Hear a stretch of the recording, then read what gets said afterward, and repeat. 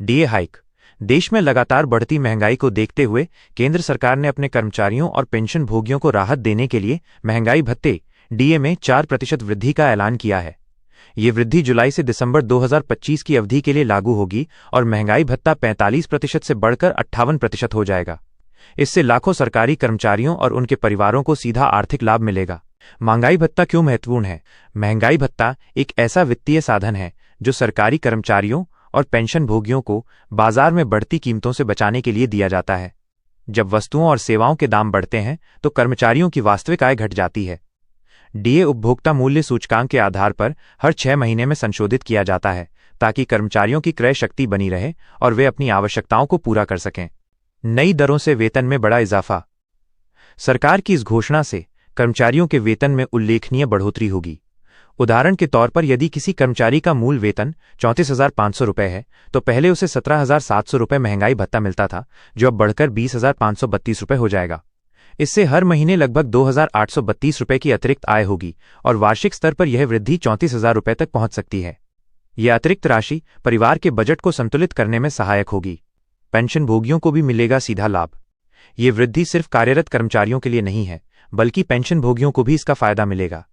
Pension वृद्धावस्था में आय का मुख्य साधन होती है और बढ़ती महंगाई से इसका मूल्य घटता रहता है। नई दर से पेंशन भोगियों की मासिक आय में बढ़ोतरी होगी, जिससे वे स्वास्थ्य सेवाओं, दवाइयों, भोजन और अन्य खर्चों को आसानी से पूरा कर पाएंगे। इससे उनके परिवारों पर आर्थिक बोझ भी कम होगा। अर्थव्यवस्था पर सकारात्मक असर। महंगाई भत्ते में वृद्धि से न केवल सरकारी कर्मचारियों बल्कि पूरी अर्थव्यवस्था पर सकारात्मक असर पड़ेगा। लाखों लोगों की आय बढ़ने से बाजार में मांग बढ़ेगी, जिससे व्यापारियों और सेवा प्रदाताओं को भी लाभ होगा। ग्रामीण और शहरी क्षेत्रों के छोटे व्यापारी और स्थानीय बाजार इस बढ़ी हुई क्रय शक्ति से लाभान्वित होंगे। बढ़ती मांग के चलते उत्पादन और रोजगार के नए अवसर भी पैदा हो सकते हैं। 8वें वेतन आयोग से जुड़ी उम्मीदें। फिलहाल सरकार 8वें वेतन आयोग के गठन और कार्यान्वयन की तैयारी कर रही है, जिसे जनवरी 2026 से लागू किए जाने की संभावना है। इस आयोग के आने के बाद न केवल मूल वेतन बल्कि अन्य भत्तों और सुविधाओं में भी सुधार देखने को मिलेगा। महंगाई भत्ते में हालिया वृद्धि को इस दिशा में एक सकारात्मक संकेत माना जा रहा है। विशेष वर्गों पर खास प्रभाव। महंगाई भत्ते में ये वृद्धि महिला कर्मचारियों और दिव्यांग कर्मचारियों के लिए विशेष रूप से महत्वपूर्ण है।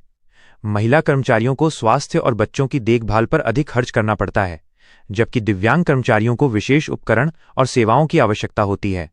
ये बढ़ा हुआ डीए उनकी जरूरतों को पूरा करने में मदद करेगा और जीवन स्तर में सुधार लाएगा। दीर्घकालिक सुरक्षा और भविष्य की योजना। सरकार की ये पहल केवल तात्कालिक राहत तक सीमित नहीं है, बल्कि ये कर्मचारियों की दीर्घकालिक आर्थिक सुरक्षा की दिशा में एक महत्वपूर्ण कदम है।